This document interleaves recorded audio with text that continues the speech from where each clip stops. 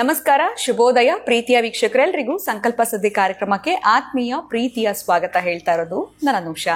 ಮೊದಲನೇ ಬಾರಿ ನಮ್ಮ ಚಾನೆಲ್ ವೀಕ್ಷಿಸ್ತಿದ್ದೀರಾ ಅಂತಂದ್ರೆ ಈಗಲೇ ನಮ್ಮ ಚಾನೆಲ್ನ ಸಬ್ಸ್ಕ್ರೈಬ್ ಮಾಡಿ, ನಮ್ಮ ವಿಡಿಯೋಸ್ನ ಲೈಕ್ ಮಾಡಿ. ಇನ್ನೂ ಕೂಡ ನೀವು ಅಕ್ಷರ ವೃಕ್ಷವನ್ನ ಬರ್ಮಾಡ್ಕೊಂಡಿಲ್ಲ ಅಂತಂದ್ರೆ ಸ್ಕ್ರೀನ್ ಮೇಲೆ ನಿಮಗೆ ಸಂಖ್ಯೆಗಳು ಬರ್ತಾ ಇದೆ. ಸಾಕಷ್ಟು ಜನ ಹೊಸ ವೀಕ್ಷಕರು ಕಾರ್ಯಕ್ರಮನ ವೀಕ್ಷಿಸ್ತಾ ಇದ್ದೀರಾ. ಇದ್ರ ಬಗ್ಗೆ ನಿಮಗೆ ಹೆಚ್ಚಿನ ಮಾಹಿತಿ ಇದನ್ನ ಪಡ್ಕೊಳ್ಬೇಕು ಅಂತಂದ್ರೆ ಆ ಒಂದು ಸಂಖ್ಯೆಗಳಿಗೆ ಕಾಲ್ ಮಾಡಬಹುದು. ಈಗ ಆಲ್ರೆಡಿ ಸಾಕಷ್ಟು ಸಮಸ್ಯೆಗಳಿಗೆ ಒಳಗಾಗಿರೋರು ಅಕ್ಷರ ವೃಕ್ಷವನ್ನ ಬರ್ಮಾಡ್ಕೊಂಡು ಅವರ ಎಲ್ಲ ಒಂದು ಸಮಸ್ಯೆಗಳಿಂದ ಹೊರಗಡೆ ಬಂದಿದ್ದಾರೆ. ಅದಷ್ಟೇ ಅಲ್ಲದೆ ಕೆಲವೇ ದಿನಗಳಿರುವಂಥದ್ದು ಅಕ್ಷಯ ತೃತೀಯ ಹತ್ರ ಬರ್ತಾ ಇದೆ. ಅದರ ಪ್ರಯುಕ್ತ ವಿಶೇಷವಾಗಿರುವಂತಹ ಒಂದು ಮನೆಯನ್ನು ಅಟ್ರಾಕ್ಟ್ ಮಾಡುವಂಥದ್ದು ಹೇಗೆ, ಇದರ ಒಂದು ಪ್ರಯೋಗವನ್ನ ನಿಮಗೆ ವಿಡಿಯೋ ಮುಖಾಂತರ ಗುರುಗಳು ಮಾಡಿ ತೋರಿಸ್ತಾರೆ. ಅದಕ್ಕಿಂತ ಮುಂಚೆ ನೀವು ಅಕ್ಷಯ ವೃಕ್ಷವನ್ನ ಬರ್ಮಾಡ್ಕೊಳ್ಬಹುದು. ಇನ್ನು ಎಂದಿನಂತೆ ಇವತ್ತಿನ ಕಾರ್ಯಕ್ರಮದಲ್ಲಿ ಕೂಡ ನಮ್ಮ ಜೊತೆಲಿದ್ದಾರೆ ಸ್ಪಿರಿಚುವಲ್ ಗುರು ಡಾಕ್ಟರ್ ವಿಷ್ಣುದತ್ತ ಗುರುಜಿಯವರು. ಬನ್ನಿ ಗುರುಗಳನ್ನ ಇವತ್ತಿನ ಕಾರ್ಯಕ್ರಮಕ್ಕೆ ಬರ್ಮಾಡ್ಕೊಳ್ಳೋಣ.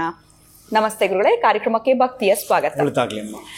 ಗುರುಗಳೇ, ಸಾಕಷ್ಟು ಜನ ಹೇಳ್ತಿರ್ತಾರೆ ಪ್ರಶ್ನಶಾಸ್ತ್ರ ಅಂತ. ಆದರೆ ಈ ಪ್ರಶ್ನಶಾಸ್ತ್ರ ಅನ್ನೋಂಥದ್ದು ಎಲ್ಲಿ ನಾವು ಯೂಸ್ ಮಾಡಬೇಕಾಗತ್ತೆ ಅಥವಾ ಎಲ್ಲಿ ಇದು ನಮಗೆ ಉಪಯೋಗಕ್ಕೆ ಬರುತ್ತೆ? ಈಗ ಡೇಟ್ ಆಫ್ ಬರ್ತ್ ಟೈಮ್ ಗೊತ್ತಿಲ್ಲದಿರೋರು ಪ್ರಶ್ನಶಾಸ್ತ್ರ ಕೇಳ್ತಾರ, ಅಥವಾ ಅದಷ್ಟೇ ಅಲ್ಲದೆ ಈಗ ಏನೋ ಮನೆ ಕಟ್ತಾ ಇದ್ದೀವಿ, ಪ್ರಾರಂಭ ಮಾಡ್ಬೋದಾ ಬೇಡವಾ, ಬಿಸ್ನೆಸ್ ಸ್ಟಾರ್ಟ್ ಮಾಡ್ತಾ ಇದ್ದೀವಿ, ಪ್ರಶ್ನಶಾಸ್ತ್ರ. ಸೊ ಈ ಪ್ರಶ್ನಶಾಸ್ತ್ರ ಅಷ್ಟು ಪರ್ಫೆಕ್ಟ್ ಆಗಿ ಬರುತ್ತಾ ಗುರುಗಳೇ? ಆನ್ಸರ್ಸ್ ನಮಗೆ ಎಸ್ ಆರ್ ನೋ ಅಂತ ಬರೋದು ಅಷ್ಟು ಅಕ್ಯುರೇಟ್ ಆಗಿ ಇರುತ್ತಾ? ಇದನ್ನ ನೋಡಿ ಕೂಡ ನಾವು ಮುಂದುವರಿಬಹುದಾ? ಎಲ್ಲೆಲ್ಲಿ ಇದರ ಬಳಕೆಯನ್ನು ನಾವು ಮಾಡಬಹುದು? ಇದ್ರ ಬಗ್ಗೆ ತಿಳಿಸ್ಕೊಡಿ ಗುರುಗಳೇ. ಓಂ ವಿಶ್ವಸ್ಮೈ ನಮಃ. ಪ್ರೀತಿಯ ಬಂಧುಗಳೇ, ಪ್ರಶ್ನಶಾಸ್ತ್ರ ಎಲ್ಲ ಕಾಲಕ್ಕೂ ಅವಶ್ಯಕತೆ ಇರುವಂಥದ್ದು.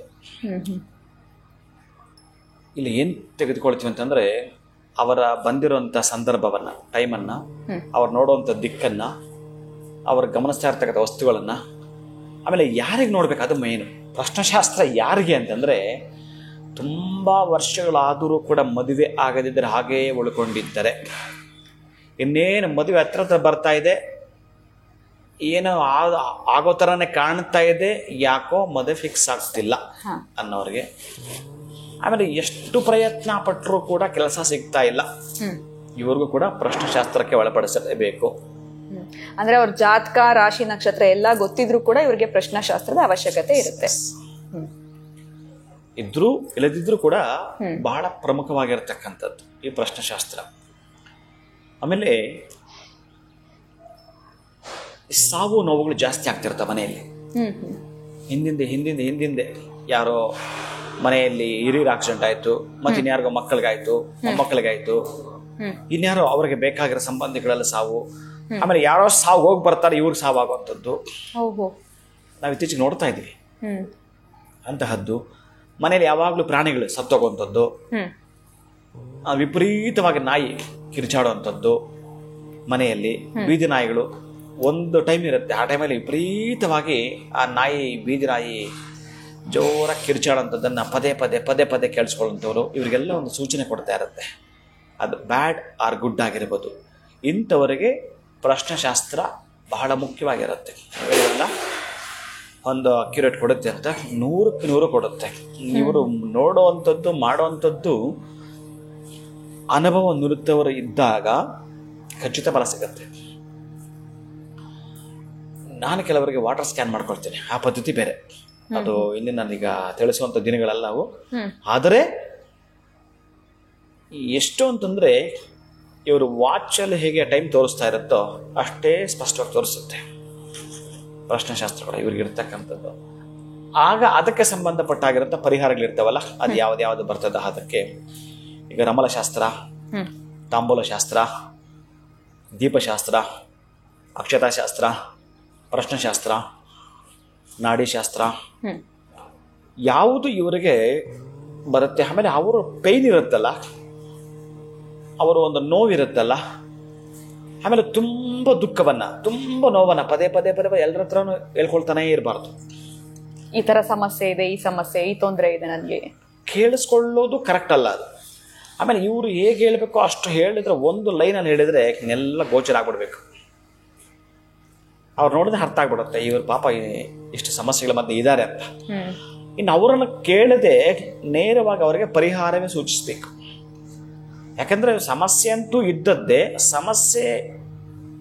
ಇರೋರೇ ಒತ್ಕೊಂಡು ಬರ್ತಾರೆ ಅದನ್ನ, ಅದಕ್ಕೆ ಆಯಾಯ ಪರಿಹಾರಗಳನ್ನು ಸೂಚಿಸುತ್ತೆ. ಅದನ್ನು ಮಾಡಿಕೊಳ್ಳಲೇಬೇಕು.